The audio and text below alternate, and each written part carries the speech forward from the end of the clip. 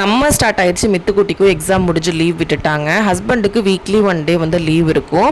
So அதை plan பண்ணிவிட்டு வெளியே போகலான்னு சொல்லிட்டு ஒரு 3 ஃபேமிலி வந்து ஃப்ரெண்ட்ஸாக கிளம்பிட்டோம். கோவளம் பீச்சுக்கு தான் வந்திருந்தோம். வீட்டிலேருந்து பார்த்திங்கன்னா பீச்சுக்கு ஒரு 10 கிலோமீட்டர்ஸ் தான் டிஃப்ரென்ஸு. வந்த உடனே பார்த்திங்கன்னா பயங்கரமான வெயிலாக இருந்துச்சு. ஒரு கொடையை வந்து ரெஸ்ட் எடுக்கிற மாதிரி பிடிச்சிட்டு தண்ணியில் இறங்க ஆரம்பிச்சிட்டோம். குழந்தைங்களும் பயங்கர ஹாப்பி, நல்லா என்ஜாய் பண்ணிகிட்டு இருந்தாங்க. நாங்களும் தண்ணியிலேயே தான் இருந்தோம். இடைக்கிடைக்கு குழந்தைங்க போய் ரெஸ்ட் எடுத்துகிட்டு பைனாப்பிள், வாட்டர்மெலன் இதெல்லாம் வாங்கி கொடுத்தோம். அதெல்லாம் சாப்பிட்டு என்ஜாய் பண்ணிட்டு இருந்தாங்க. கேரளாலையுமே பயங்கரமான வெயில் இருந்துச்சுங்க.